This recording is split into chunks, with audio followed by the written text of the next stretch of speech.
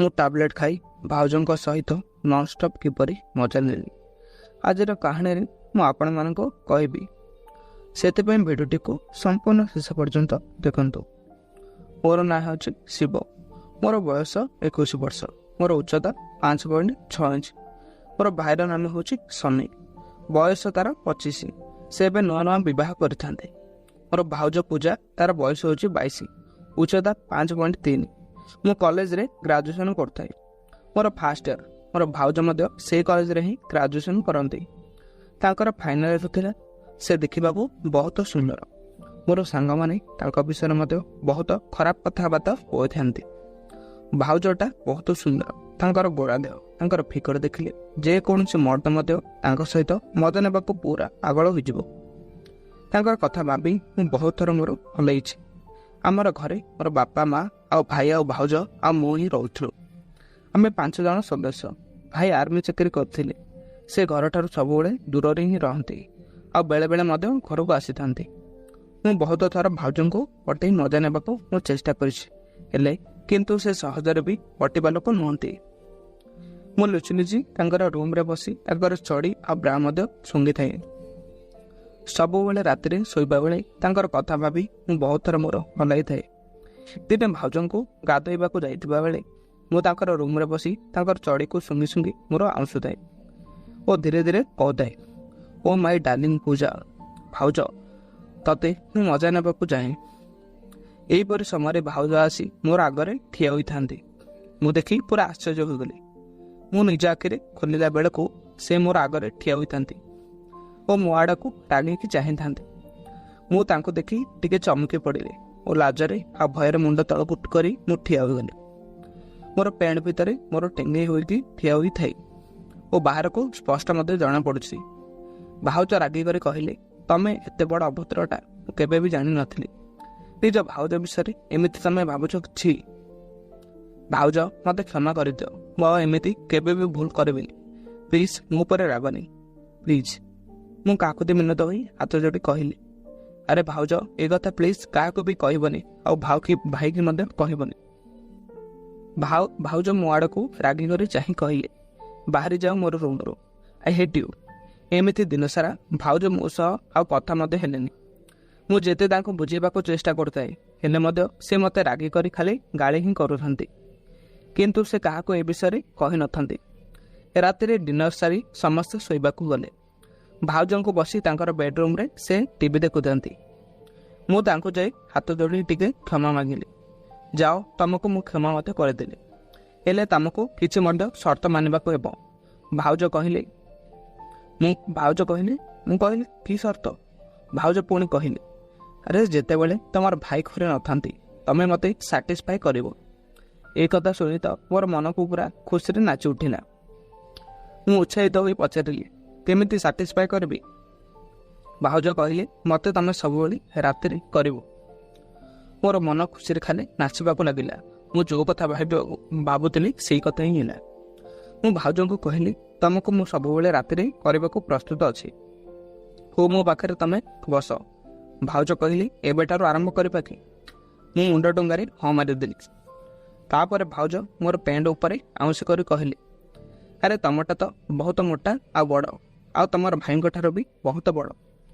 ତମଠାରୁ ଖାଇଲେ ମୋତେ ବହୁତ ମଜା ଲାଗିବ। ମୁଁ କହିଲି, ଆଜି ମୁଁ ତୁମକୁ ସ୍ୱର୍ଗର ସୁଖ ଦେବି। ମୁଁ ଭାଉଜ କହିଲି, ମୋତେ ପୂଜା ବୋଲି ଡାକ, ଭାଉଜ ବୋଲି ନୁହଁ। ମୋତେ ମଝିରେ ମଝିରେ ଗାଳି ମୋତେ ଦିଅ, ଯେମିତି ମୁଁ ଉତ୍ତେଜିତ ହେବି। ମୁଁ କହିଲି, ତମେ ଯାହା କହିବ ମୋର ସୁନ୍ଦରୀ ପୂଜା, ମୁଁ ତାହା ହିଁ କରିବି। ତାପରେ ସେ ମୋର ପ୍ୟାଣ୍ଟ ଭିତରୁ କାଢ଼ିଥିଲେ ଆଉ ବଡ଼ ବଡ଼ ଆଖିରେ ମଧ୍ୟ ମୋର ଚାହିଁ କହିଲେ, ଓହୋ କେଡ଼େ ବଡ଼ ହେଉଛି ତୁମର, ମୁଁ ଏମିତି କାହିଁ ଦେଖିଥିଲି। ମୁଁ କହିଲି, ତମେ ଦେଖିଛ? ଭାଉଜ କହିଲେ, ହଁ ମୁଁ ବହୁତ ଦେଖିଛି। ମୁଁ କହିଲି, ମୁଁ ତ ତୁମକୁ ବହୁତ ସରଳ ଆଉ ନିରୀହ ମଧ୍ୟ ଭାବିଥିଲି। ତମେ ତ ସବୁବେଳେ ଜାଣିଛ, ଆଜି ପୁରା ଫିଲ୍ମରେ ମଜା କଲାବେଳେ ଆମେ 2 ଜଣ କରିବା। ଭାଉଜ କହିଲେ, ହଁ ବହୁତ ମଜା ଲାଗିବ। ତାପରେ ଭାଉଜ ମୋର ଉପରେ ପୁଳେ ଛେପ ପକାଇ ଅନେଇ ହଲେ ପଚାରିଲେ, ଆରେ ଶିବ, ତୁମେ କେବେ କେଉଁ ଟୋକିକୁ ପୂର୍ବରୁ କରିଛ କି? ମୁଁ କହିଲି, ନା, ମୁଁ କାହାକୁ ପୂର୍ବରୁ କେବେ ବି କରିନି। ଏହା ତମକୁ ପ୍ରଥମ ଥର ମୁଁ କରିବାକୁ ଯାଉଛି। ଭାଉଜ କହିଲେ, ତାହେଲେ ତମେ ସିଙ୍ଗଲ? ମୁଁ କହିଲି ହଁ। ଭାଉଜ କହିଲି ହଉ କହିଲ ତମକୁ କଲେଜରେ କେଉଁ ଟୋକି ଭଲ ଲାଗେ? ମୁଁ କହିଲି ମୋତେ କଲେଜରେ ପ୍ରାୟ ସବୁ ଟୋକାଟୋକି ଭଲ ଲାଗନ୍ତି। ମୁଁ ସେମାନଙ୍କର କଥା ଭାବି ଭାବି ରାତିରେ ମଧ୍ୟ ବହୁତ ଥର ମୋର ହଲାଇଥାଏ। ଭାଉଜ କହିଲି ନଟି ବୟ, ହଉ କହିଲ ମୋର ବିଷୟରେ ତମର ସାଙ୍ଗମାନେ ସବୁ କ'ଣ ସବୁ କଥା ହୁଅନ୍ତି? ମୁଁ କହିଲି ସେମାନେ ତମ ବିଷୟରେ ବହୁତ ଖରାପ କଥା କହନ୍ତି। ଭାଉଜ କହିଲି କ'ଣ କହନ୍ତି କହିଲ, ମୁଁ ଶୁଣିବି।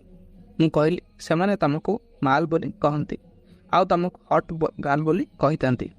କେହି କେହି ତମର ପିଛା ବିଷୟରେ ମଧ୍ୟ ବହୁତ କମେଣ୍ଟ କରନ୍ତି। ସେମାନେ ତମକୁ କରିବାକୁ ମଧ୍ୟ ଇଚ୍ଛା କରନ୍ତି।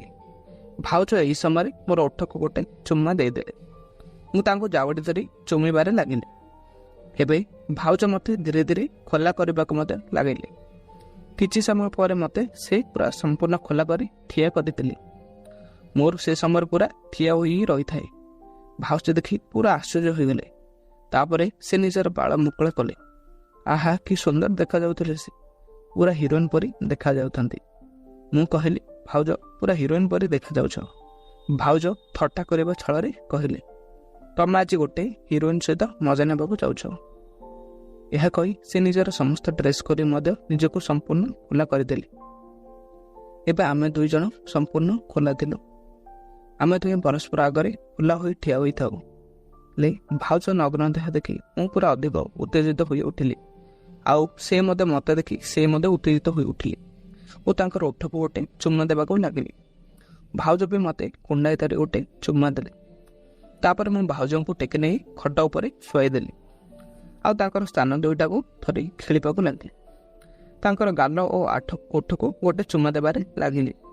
ଭାଉଜ ଆଖି ମୁଜି ନେଉଥିଲେ। ତାପରେ ମୁଁ ଧୀରେ ଧୀରେ ତାଙ୍କର ନାଭିକୁ ମଧ୍ୟ ସଲସଲ କଲି ଆଉ ସେ ମୋତେ ବହୁତ ମଜା ନେଉଥିଲେ। ଭାଉଜଙ୍କର ପାଟି ମେଳା ହୋଇଗଲା ଓ ସେଥିରୁ ଧୀରେ ଧୀରେ ସ୍ୱରରେ ଶବ୍ଦ ବାହାରିଲା। ଆହା, ତାଙ୍କର ପାଟି ଆଉ ଓଠ ଦେଖି ମୋର ଦେହରେ ଖାଲି ଉତ୍ତେଜନା ଖେଳିଗଲା। ମୁଁ ତାଙ୍କର ପାଟିରେ ନିଜର ଆଙ୍ଗୁଠି ପୁରାଇ ଦେଇ ତାଙ୍କର ଜୀବ ସହ ମଧ୍ୟ ଖେଳିବାକୁ ଲାଗିଲି। ମୋର ଆଙ୍ଗୁଠି ସାରା ଖାଲି ଲାଳ ହିଁ ଲାଗିଥାଏ। ତାଙ୍କର ସେଇ ଲାଳକୁ ମୁଁ ଛାଟିବାକୁ ମଧ୍ୟ ଲାଗିଲି। ତାପରେ ମୁଁ ତାଙ୍କର ପାଟିରେ ମୋର ଜୀବ ପୁରାଇ ତାଙ୍କର ଜୀବ ସହ ମଧ୍ୟ ଖେଳିଲି। ଆମେ ଦୁହିଁଙ୍କ ସହ ଏପରି କିଛି ସମୟ ଖେଳିଲା ପରେ ମୁଁ ଭାଉଜଙ୍କର ଭିତରେ ହାତ ମାରିଲି। ତାଙ୍କର ଭିତରଟା ପୁରା ବୁନ୍ଦା ଆଉ ଲାଳ ମଧ୍ୟ ଲାଗୁଥାଏ। ମୁଁ ମୋର ଜୀବରେ ତାଙ୍କର ଛାଟିଲି। ମୁଁ କହିଲି ତମର ତ ବହୁତ ଟେଷ୍ଟି ହୋଇଛି। ଭାଉଜ କହିଲେ ମୋତେ ବି ମୋର ରସ ଚଖାଅ।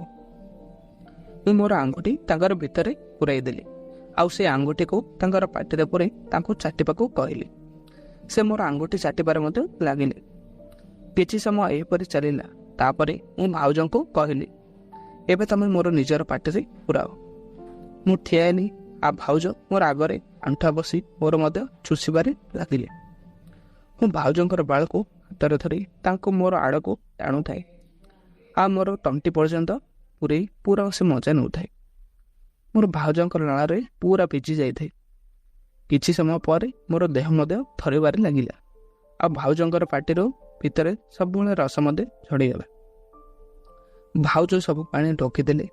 ତାପରେ ମୋର ସେ ଚାଟିବାକୁ ଲାଗିଲେ। ତାପରେ ଭାଉଜ ମୋତେ ଗୋଟେ ବଟିକା ଆଣିକି ଦେଲେ ଆଉ ସେ ମୋତେ ଖାଇବାକୁ କହିଲେ।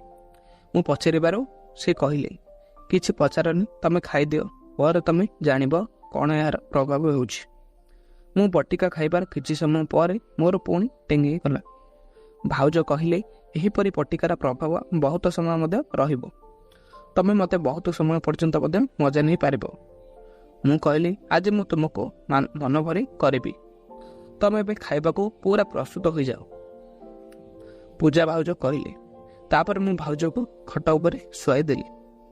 ତାଙ୍କର ଗୋଡ଼ ଦୁଇଟାକୁ ମଧ୍ୟ ମେଲାଇ ଦେଲି।